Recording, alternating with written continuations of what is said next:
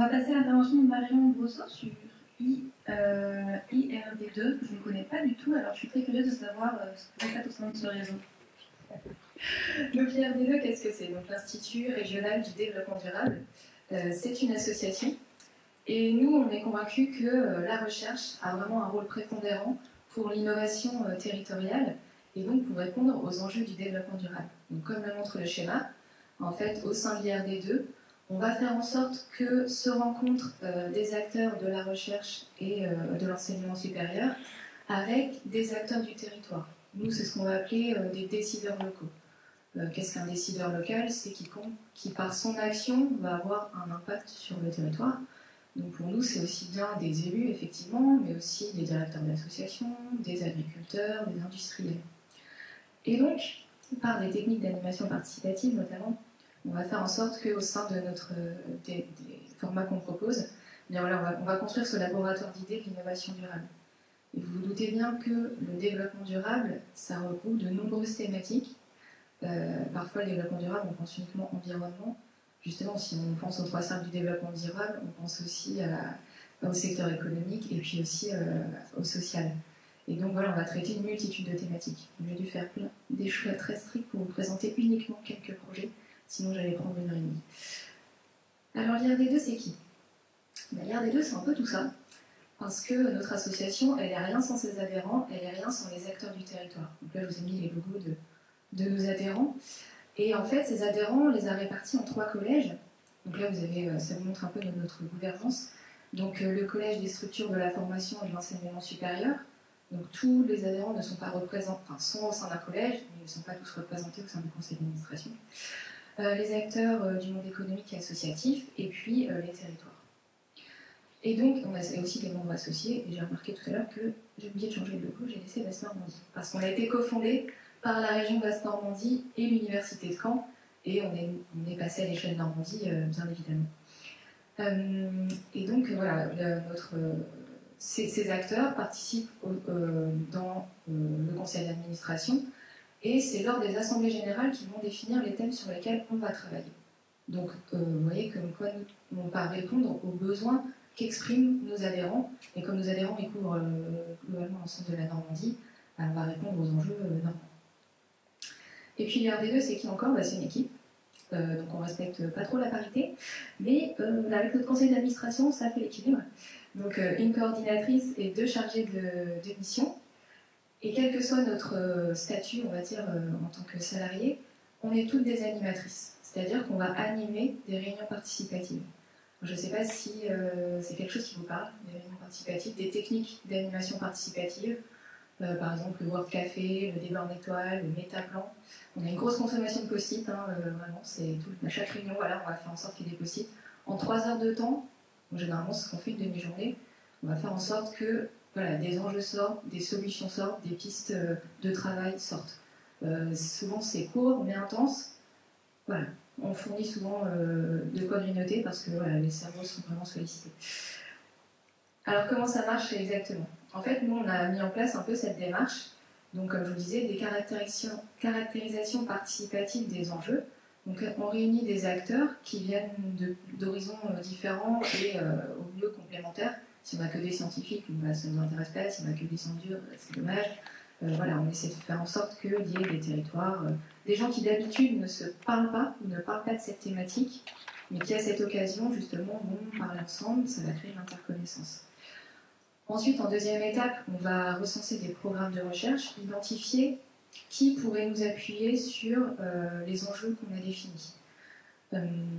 Au maximum, on essaie de prendre des chercheurs normand, mais parfois certaines thématiques vraiment très spécifiques, très pointues, n'ont pas d'écho en Normandie, donc bon, on élargit au national, voire parfois à l'international.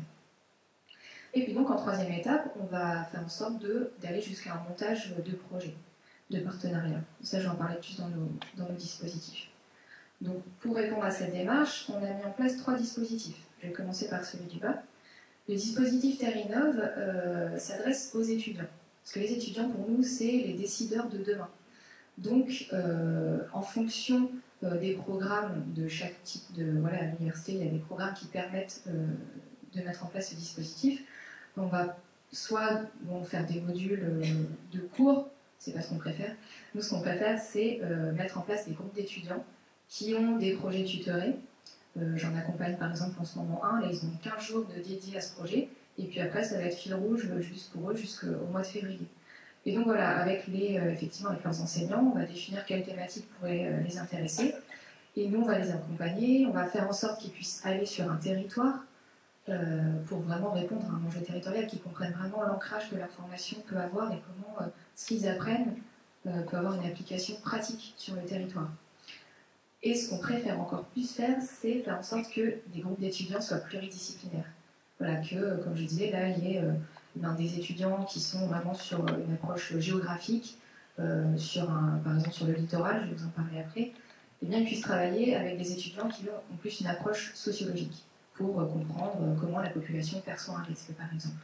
Et donc ils vont travailler ensemble sur un territoire, et bien, aider ce territoire à s'approprier les enjeux et aller voire même vers la population. Un deuxième format qui est en fait complémentaire, c'est les ateliers acteurs-chercheurs. Donc on est un peu, nous, on repense aussi nos missions, nous, on se remet toujours en question, on évolue, on est une structure assez jeune, on existe depuis 2010. Voilà, on n'est pas dans une phase de routine, donc ce format est en cours d'évolution. Donc je peux vous dire comment il est censé marcher en théorie. En pratique, j'ai pas encore le recul, on commence juste. Mais en gros, là c'est un projet sur, on va dire, sur 2 ans. Une phase où on fait des réunions participatives pour définir les enjeux, les besoins. Un temps, on va dire un temps fort, donc un événementiel, où on va faire venir des chercheurs pour qui nous apportent leurs éclairages justement sur ces questions. Et après aller vers un temps d'application. Comment accompagner le changement sur une thématique. En ce moment, par exemple, j'étais à l'abbaye Audal juste avant, il parle de la mobilité. Comment accompagner un changement sur la mobilité. Donc on fait venir des chercheurs, des territoires qui se questionnent, qui ont peut-être déjà expérimenté les choses, et on va les aider à aller plus loin. Et donc bien évidemment, avec ces 2 premières phases, on va vers la 3e, c'est celle de développement de partenariats. Puisque nous, vous l'avez vu, on est une petite structure, quand on est 3 salariés, on a beau avoir un conseil d'administration dynamique, à un moment, en termes de charge de travail, on est limité. Donc on va développer des partenariats avec d'autres structures qui vont pouvoir justement aider les territoires et les décideurs à aller plus loin. Jusque-là, c'est clair? Si je vois des têtes qui font l'essentiel. Donc ça, c'est 3 dispositifs. Là, je vous ai donné la forme. Sur le fond, on a 6 pôles, c'est ça, 6 pôles, plus un qui encadre, et puis toujours un pôle, on laisse toujours une porte ouverte, un pôle qui pour l'instant n'a pas d'intitulé. Si on voit qu'il y a une thématique qui émerge, on ne va pas se priver d'aller dessus.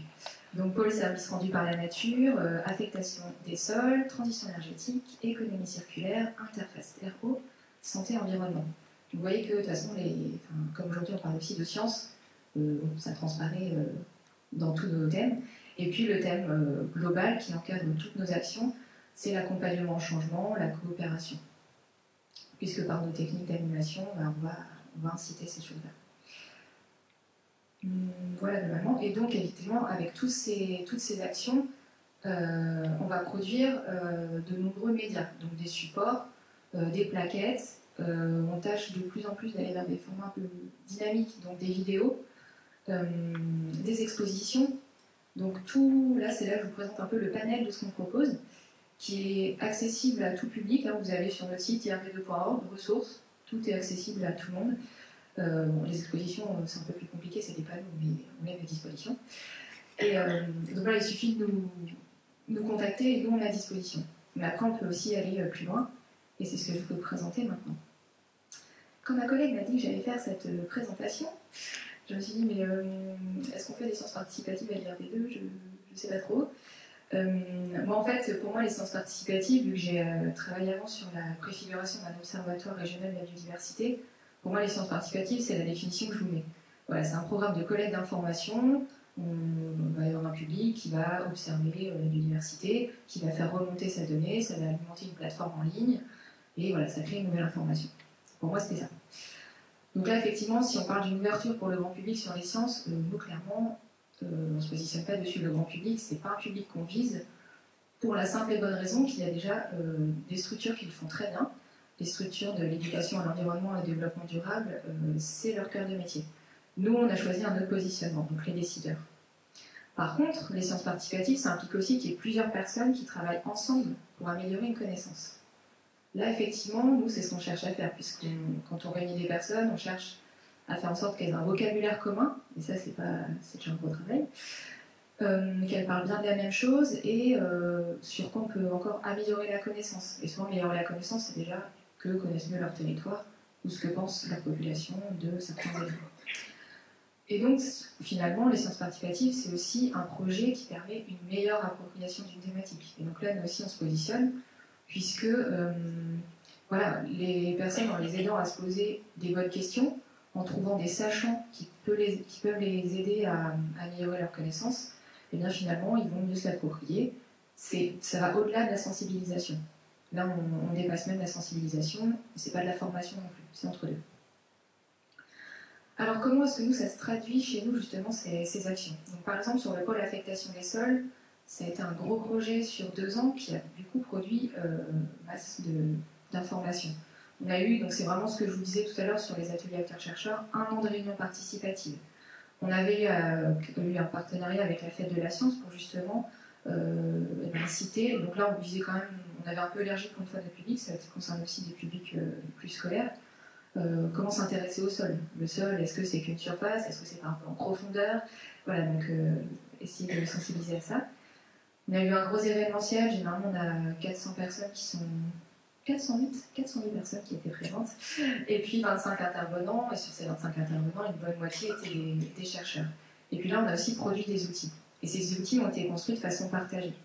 Notamment alors on appelle le bloc marque, mais enfin là, ce bloc, qui présente la multifonctionnalité des sols. Il a été imaginé par plusieurs personnes, il a fait l'objet de validation, de réflexion. Après, le graphisme, me semble, a laissé un professionnel, hein, c'est plus notre domaine, pardon. Et ensuite, ce bloc a servi à éditer une plaquette, à éditer aussi une exposition.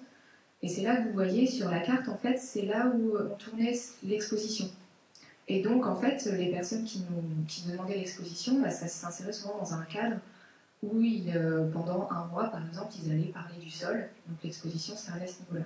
Et c'est que je me dis aussi, dans les bibliothèques, moi, voilà, c'est pas mon métier, mais je découvre en même temps votre métier.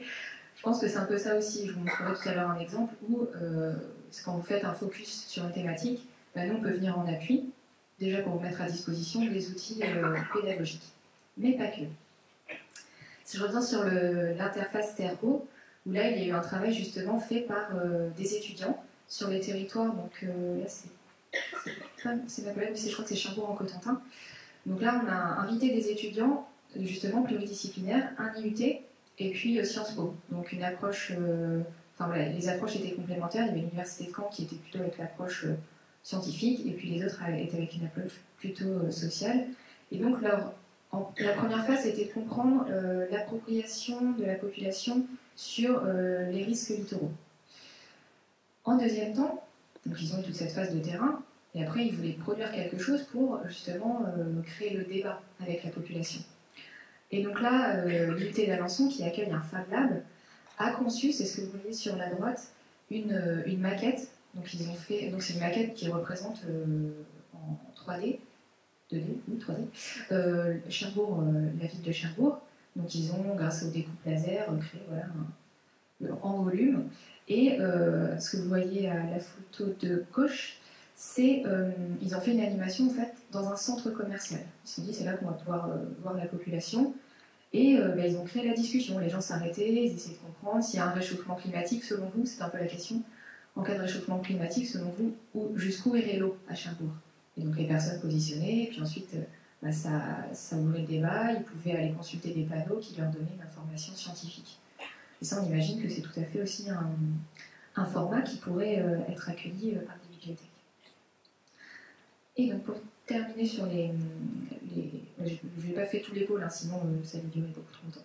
Mais le pôle service rendu par la nature, qui est plus le pôle sur lequel je suis, on s'est positionné pour accompagner un changement de regard sur la biodiversité qui est souvent perçue comme une contrainte. Protéger la biodiversité, la loi m'y oblige, bon je vais le faire, mais franchement je suis pas très motivée quoi. Et leur montrer à nos publics cibles qu'en fait pour eux ça peut être une opportunité. En changeant mes pratiques, Par exemple, je suis agriculteur, je vais essayer sur une parcelle de faire du sans-labour. Comme ça, les vers de terre, ils vont un peu reprendre leur place. Et pendant que les vers de terre, finalement, ils labourent le sol, et ben moi, je vais en profiter, je vais aller faire autre chose. Et donc, c'est un peu leur montrer ça, quoi. C'est montrer qu'en s'appuyant sur la biodiversité, ça peut être aussi des bénéfices pour eux. Et donc, pour cela, on a produit différents outils. On a un film pédagogique qui n'a pas pu partir dans la newsletter d'hier, mais que je vais mettre en ligne, j'espère, cette semaine. Un film pédagogique de 3 minutes en animation. Donc, comme quoi le dessin, c'est vraiment quelque chose d'important pour parler de science. Voilà, des fois, c'est juste un dessin, ça te parle mieux qu'un discours. Et il est là pour aussi ouvrir le débat. Il n'est pas là pour, en 3 minutes, résumer c'est quoi la notion de service écosystémique, parce que c'est pas possible. Il est là pour dire, bon, le service écosystémique, c'est ça, c'est ça, c'est ça, et vous, qu'en dites-vous? Parlons-en. Donc, on a également fait un film regard d'acteurs. Donc, les acteurs en Normandie, pour eux, c'est quoi la biodiversité? Et puis, on fait des portraits de chercheurs. Alors, voilà, on essaie de les faire de plus en plus filmés. Pour l'instant, on en a un, mais ça va se développer. On a effectivement valorisé vraiment l'approche pluridisciplinaire. Là, on vient de terminer. Il y avait 7 stages qui ont lieu en parallèle avec des approches complémentaires. Et ces 7 stages, vous imaginez bien qu'ils ont produit une quantité d'informations que là, moi, je vais devoir digérer pour créer des outils, donc encore des outils, voilà, on va dire en format papier, en vidéo, mais encore plus de créer un dispositif reproductible. Là, c'est un circuit en bus. On va aller sur les parcs, notamment des parcs naturels régionaux normands, et d'aller à la rencontre. Parce que les médias, c'est bien, mais on en a parlé aussi tout à l'heure, la rencontre, c'est encore mieux, quoi. Le numérique, ça a aussi ses limites. Les gens, ils veulent parler ensemble. Et on tâchera, voilà, comme j'ai dit tout à l'heure, on crée quelque chose, et puis après, on le transfère à qui le veut. Et le dernier exemple, qui là s'est passé en bibliothèque, quand même, il fallait que je souligne, une soirée sur les haies. La haie, à quoi ça sert, à qui ça sert, qu'est-ce que ça peut rendre comme service. Donc moi j'étais en tant qu'animatrice, ça s'est passé à la médiathèque de Vassy, qui avait, voilà, je crois que c'était sur une quinzaine de jours, avait différentes activités, des sorties terrain, une exposition. Ils avaient mis en avant tous les livres qui existent sur la haie, et notamment des ouvrages locaux. Les associations présentaient leurs travaux. Et donc on avait un regard croisé entre, là j'avais un chercheur, et puis 9 acteurs du bocage. Et la salle était vraiment cool en fait. Donc les gens étaient assis sur les marches, il n'y avait pas assez de chaises. Comme quoi ça intéressait les gens, et ça intéressait surtout parce qu'on s'était déplacé chez eux. Et on aurait très bien pu la faire à Caen et leur dire on fait un truc à Caen, venez donc. Non, on a été sur le territoire et à un horaire où tout le monde pouvait venir. Voilà, ouais, c'est fini pour moi. Je voulais juste vous dire que s'il y a des thématiques qui vous intéressent, n'hésitez pas déjà à aller consulter notre site, on est bien à jour, et puis que nos ressources sont à votre disposition. Très bien, merci beaucoup, c'était très intéressant également. Ceux qui ont des canaux tech, qui sont intéressés pour avoir des ressources sur la biodiversité.